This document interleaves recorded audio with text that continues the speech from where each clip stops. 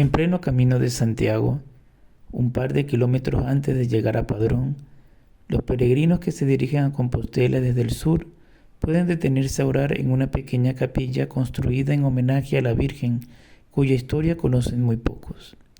La responsable de la construcción de esa capilla, que pagó con su propio dinero y grandes esfuerzos, es una mujer de profundas convicciones religiosas, autora además de 2 libros de poesía mística, Miremos un poco atrás y Una belleza, ambos editados por la autora. En pocas ocasiones los investigadores de los nuevos movimientos religiosos y de las creencias humanas podemos encontrar casos tan instructivos como el protagonizado por doña Rosa Cortiña Bóveda, vecina de la población coruñesa de Padrón. En la solapa de su segundo libro, la autora escribe: Rosa Eduardo Cortiñas Bóveda nació en el puente, entre las brisas de los ríos Ulla y Sar.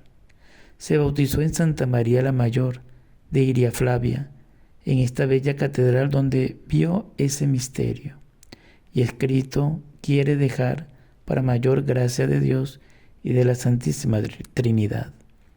Y es que fue ahí, en la popular iglesia de Iriaflavia, donde reposan los restos del Nobel Camilo José Cela, donde Rosa Bóveda protagonizó la supuesta experiencia mística que cambió su vida.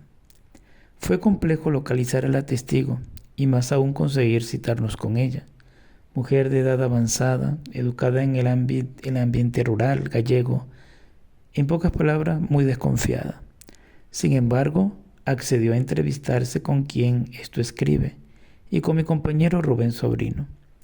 Tras una primera entrevista, la testigo accedió a acompañarnos a la capilla construida por ella a pocos kilómetros de Padrón, donde nos relató su insólita experiencia. Su primera versión, una calurosa tarde de verano de 1996.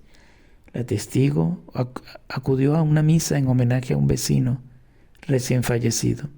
Un buen rato después de haberse iniciado la ceremonia, con la iglesia llena de gente, presenció una aparición de la Virgen María, que se desplazaba por el interior del templo, colocada encima de una pequeña nube, sin que nadie más la viese. La aparición cesó bruscamente, al tiempo que se producía un sonido atronador. ¿Cuándo ocurrió? Fue un sábado, día de San Pedro de 1996, sobre las 7 de la tarde, en la iglesia de Santa María la Mayor de Iriaflavia. Comprobamos que la festividad de San Pedro y San Pablo se celebra el 29 de junio, y efectivamente el 29 de junio de 1996 cayó en sábado. ¿Y qué fue lo que pasó, doña Rosa? Yo estaba junto a una columna y entonces los curas empezaron a decir misa. Y no sé, sería a mitad de la misa, no sé, yo solamente veía un cielo azul fuerte. En el medio de la misa, más o menos, me quité las gafas para ver si era mi vista, y entonces vino como una nube de los laterales y encima del altar se paró. Y estaba así con las manos y miraba al difunto. Estaba tan hermosa que no se puede decir la belleza que tenía. Brillaba como los rayos del sol, de verdad. Yo estaba anodada, pensando, pero ¿qué pasa aquí? Pero cuando se desvaneció, hizo un ruido tan fuerte y los curas seguían diciendo misa. Toda la gente pacífica, decía yo para mí, que la Virgen de los Dolores estaba acompañando a ese difunto. Solo hizo ruido cuando se desvaneció. Un ruido bárbaro, pero solo cuando se desvaneció. Cuando estaba la Virgen estaba todo pacífico. Vino una nube, se paró encima del altar y la Virgen Santísima estaba allí. Y cuando desapareció, hizo ese ruido tan fuerte y después apareció todo tranquilo. ¿Sintió miedo o algo así? No me pasó nada, estaba tranquila en esa hora cuando me erizo al hablar de eso. ¿Cuándo se le ocurrió hacer la capilla? Mucho después de la aparición. 2 años después. Tenía un dinerito de la casa y una noche sentí que tenía que hacer algo y vi una capilla y aquí está. ¿Cuánto duró la aparición? Fue todo muy rápido, quizá 1 minuto.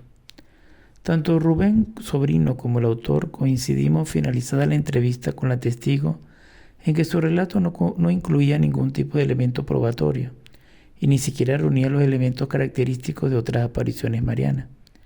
La duración del episodio, la ausencia de mensaje, la intensidad emocional, distaban mucho de otros casos místicos investigados por quien esto escribe, y espontáneamente ambos coincidimos en que la descripción que nos hacía la testigo del momento en que se produjo el supuesto fenómeno recordaba poderosísimamente a un tipo de alucinación preonírica denominada por los psicólogos hipnagógica.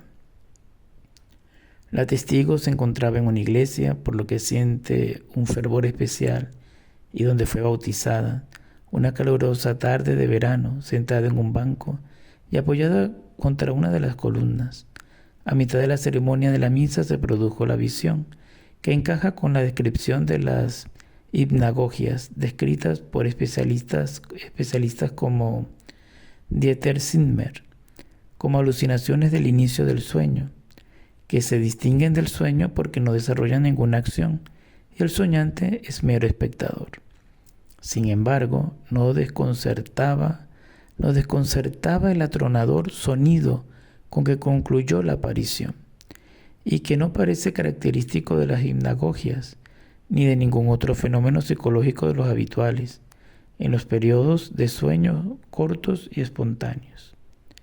Al desplazarnos al lugar donde se produjo el incidente, la iglesia de Santa María la Mayor de Iria Flavia, pudimos comprobar personalmente que la tranquilidad y el silencio del camposanto contrastan con el atronador sonido de los camiones que de vez en cuando circulan por la carretera que pasa a escasos 20 metros de la iglesia, exactamente la Nacional 550. Tal y como registramos en cámara de vídeo, el sonido de los camiones que circulan por la N550 resulta acrecentado por la acústica del lugar, resultando verdaderamente atronador, como describía la testigo, por lo que deducimos que ese sonido no lo produjo la aparición al desmaterializarse, sino al contrario, fue el sonido el que hizo cesar la aparición al despertar bruscamente al testigo, o a la testigo en este caso. A la espera de datos que permitan sustentar otra opinión, intuimos que la teoría de la hipnagogia resulta la más razonable para el caso de la aparición mariana de Iria Flavia.